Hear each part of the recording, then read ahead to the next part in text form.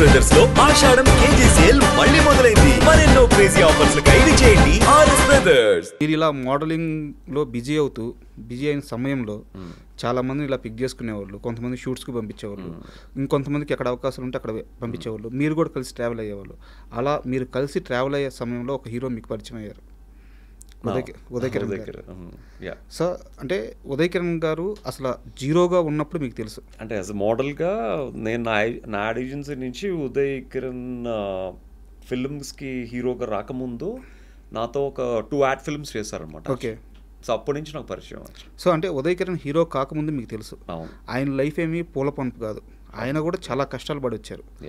So అంత కష్టాలు పడ్డ వ్యక్తికి లాస్ట్ రోజున, ఆయన చనిపోయే రోజున, ఆయన ఆల్రెడీ లైఫ్లో ఎంతో కొంత చాలా అచీవ్ చేశారు, చాలామంది ఫ్యాన్స్ని సంపాదించుకున్నారు, సూపర్ క్లాస్ హీరోగా, లవర్ బాయ్గా చాలా ఖ్యాతి దక్కించుకున్నారు, అందరికీ ఇష్టమైన హీరోగా ఉన్నారు. బట్ ఆ టైంలో కొన్ని ఫ్లాప్స్ వచ్చి ఉండొచ్చు. ఏమీ లేని రోజును చూసిన ఉదయ్ కిరణ్ కేవలం సినిమా అవకాశాలు లేకే చనిపోయారు అంటే మీరు నమ్ముతారా? సినిమా అవకాశాలు లేక చనిపోయారంటే నేను నమ్మను డెఫినెట్గా. ఓకే. సో ఉదయ్ గారికి అప్పటికి ఉన్న ఫేమ్కి తను చాలా చేయొచ్చు యాక్చువల్గా. ఈవెన్ తను తలుచుకుంటే ఒక పెద్ద టీవీ షో యాజ్ అన్ యాంకర్గా చేయొచ్చు, లేకపోతే చాలా చిన్న సినిమాలు చాలా ఉన్నాయి బట్ దానికి హీరోగా చేయొచ్చు. అంటే ఏ మనిషి అయినా ఫేమ్లో ఉన్నంత వరకే వాళ్ళకి వాల్యూ. మనం ఫేమ్లో ఉన్నంత వరకే మనం ఏది చెప్పినా జనాలు నమ్ముతారు, మనకి పాజిటివ్ కామెంట్స్ వస్తాయి. అదే ఫేమ్లో లేనప్పుడు నేను ఏది చెప్పినా కింద ట్రోలింగ్ చేస్తారు, నెగిటివ్ కామెంట్స్ వస్తాయి. అదేంటంటే మన సక్సెస్ని బట్టే చూసే వాళ్ళకి రెస్పాన్స్ వస్తుంది యాక్చువల్గా. ఇప్పుడు ఈ ఇంటర్వ్యూ కూడా కిందన ట్రోల్స్ చూస్తే ఈడు కూడా చెప్తున్నాడా, లేకపోతే ఈడు కూడా చెప్పేవాడు అయిపోయాడా అని అంటారు యాక్చువల్గా. అనేవాళ్ళు అంటూనే ఉంటారు. బట్ ఈ పొజిషన్ ఇప్పుడు మీ ముందు ఇలా కూర్చుని మాట్లాడడానికే ఒక పెద్ద సక్సెస్. ఈ సక్సెస్కి రీచ్ అవ్వడానికి ఎంత కష్టపడి వచ్చారు అనేది వాళ్ళకి తెలియదు యాక్చువల్లీ. అలాగే ఉదయ్ కిరణ్ గారి విషయంలో కూడా హీ అచీవ్డ్ ఎ లాట్. నేను పక్కనే ఉండి స్వయంగా చూసాను యాక్చువల్గా. So back to back films, చిత్రం, మనసంతా నువ్వే కలుసుకోవాలని కూడా కలుసుకోవాలని, ఇవన్నీ back to back hat trick hero అని చెప్పి తను బీచ్లో షూటింగ్ అవుతుంటే అమ్మాయిలందరూ వచ్చి తన మీద ఫ్లవర్స్ జల్లేవారు అనమాట, రోజ్ పెటల్స్ అనమాట. అసలు షూటింగ్ చేయనిచ్చేవారు, అది విపరీతమైన క్రౌడ్ అనమాట. ఇప్పుడు సోషల్ మీడియా వచ్చి ఇవంతా ఇప్పుడు యాక్టర్స్కి ఆ ఫేమ్ చూస్తున్నారు, కానీ ఏమీ లేని టైంలోనే he have seen that fame అనమాట యాక్చువల్గా. బట్ ఆబ్వియస్లీ అంత ఫేమ్ చూసిన తర్వాత నేను ఒక చాలా సంవత్సరాల తర్వాత ఒక ఈవెంట్కి వెళ్తే he also came for the event, ఒక ఫ్యాషన్ షోకి.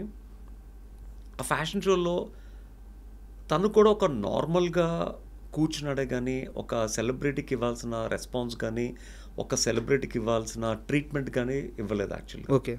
I have seen personally, just because of తను ఫేమ్లో లేడు అన్న ఒక్క ఉద్దేశంతో.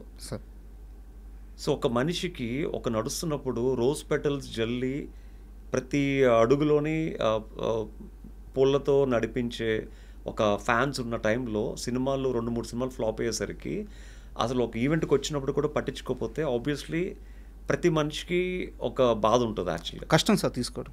పక్కనే నిన్న కాక మొన్న వచ్చిన హీరోస్కి సెల్ఫీలు తీసుకుని అంత ఎస్టాబ్లిష్ అయిన ఉదయ్ గారితో సెల్ఫీలు తీసుకోపోతే ఆబ్వియస్లీ తను పక్కనే తీసుకుంటున్నప్పుడు తనకు బాధ కలుగుతుంది యాక్చువల్గా. సో ఆ బాధని చూశాను, ఆ హ్యాపీనెస్ని చూశాను యాక్చువల్గా. నేను ఎప్పుడైతే తను చనిపోయారన్న వార్త విన్నానో నాకు చాలా ఐ వాజ్ లైక్ షాక్డ్ అనమాట. వెంటనే నేను నిమ్స్ హాస్పిటల్కి వెళ్తే ఎవరిని అలౌ చేయట్లేదు. అసలు ఉదయ్ కిరణ్ని చూడడానికి ఎలాంటి స్టార్స్ రాలేదు. ఆ ఫ్యామిలీలో కూడా వాళ్ళ సిస్టర్ వాళ్ళ హస్బెండ్ ఒకతను ఉన్నాడనమాట, ఇంకెవరు లేరు అక్కడ. మేబీ ఆ కుటుంబంతో వాళ్ళ పేరెంట్స్తో వాళ్ళ ఫాదర్తో తనకేవో గొడవలు అవుతున్నాయి అనుకుంటా, ఎవరు రాలేదు. అప్పుడు నేనే మార్చురీకి వెళ్ళి ఓపెన్ చేస్తే అప్పుడు ఉదయ్ కిరణ్ గారి బాడీని ఫస్ట్ చూసింది నేనే. అప్పటికే తన కళ్ళని దానం చేసి ప్లాస్టిక్ కళ్ళు పెట్టారు యాక్చువల్గా. సో తర్వాత నేను మళ్ళీ నిమ్స్ వాళ్ళతో డాక్టర్స్తో మాట్లాడి ఆ బాడీని ఇంటికి తీసుకువెళ్ళి తర్వాత అక్కడ నెక్స్ట్ డే మార్నింగ్ చాంబర్ దగ్గర తీసుకువెళ్ళి మొత్తం అప్పుడు ఆర్టిస్టులు అందరూ అప్పుడు వచ్చారు యాక్చువల్గా. ఓకే. సో అదంతా అప్పుడు మొత్తం త్రూఅవుట్ ఉదయ్ గారితో మొత్తం తన బాడీ కాలి ఆ యాష్ అయినంత వరకు ఆ లాస్ట్ వరకు నేను తనతోనే ఉన్నాను యాక్చువల్గా.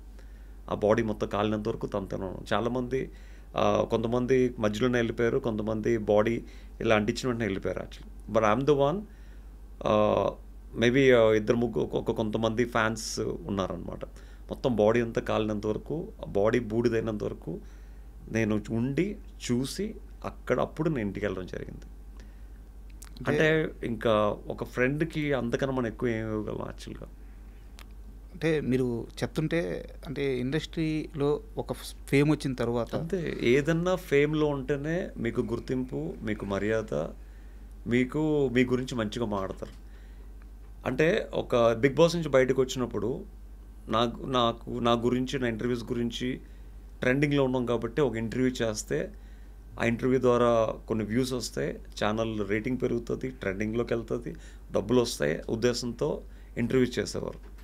అదే పాజిటివ్గా చేసిన ఇంటర్వ్యూని వీడి పాజిటివ్నెస్ అంతా జనాలు లాగేసుకున్నారు, ఇప్పుడు వీడు నెగిటివ్ చేస్తే మళ్ళీ కొన్ని రోజులు ట్రెండింగ్లో తీసుకెళ్ళొచ్చు అని చెప్పి మళ్ళీ నెగిటివ్ చేశారు. అవును, మళ్ళీ నెగిటివ్ చేసినప్పుడు మళ్ళీ వాళ్ళకి ట్రెండింగ్లోకి వెళ్ళాయి.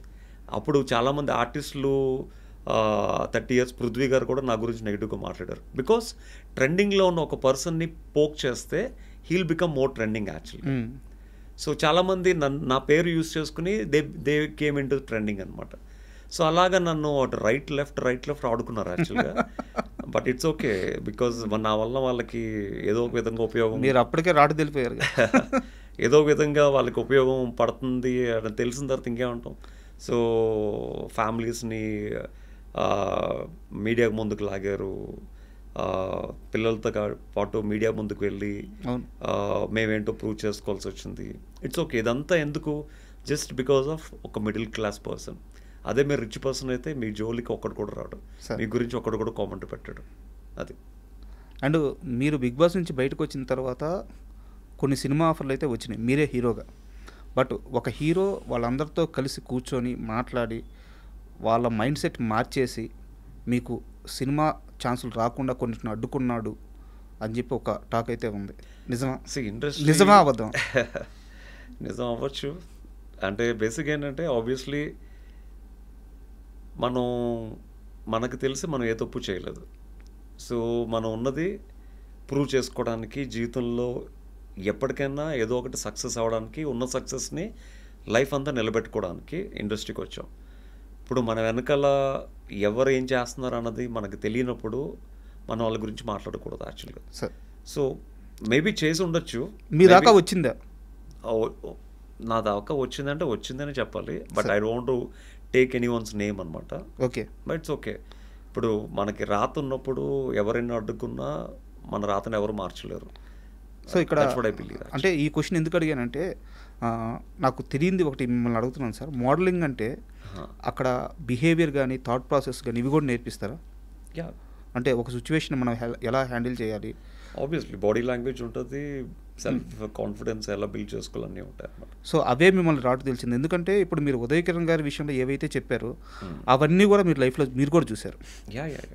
ఆ క్రేజ్ చూశారు, డౌన్ఫాల్ చూశారు, బట్ మళ్ళీ రైజ్ అవుతున్నారు. సో ఇక్కడెక్కడా కూడా మీరు ఎక్కడ చెల్లించలేదు, ఎక్కడా కూడా మీరు సెకండ్ థాట్ తీసుకోలేదు. సో ఎక్కడ ఎదగాలో అక్కడ ఎదుగుతూ పోయారు, ఎక్కడ కష్టపడాలో అక్కడ కష్టపడుతూ వచ్చారు.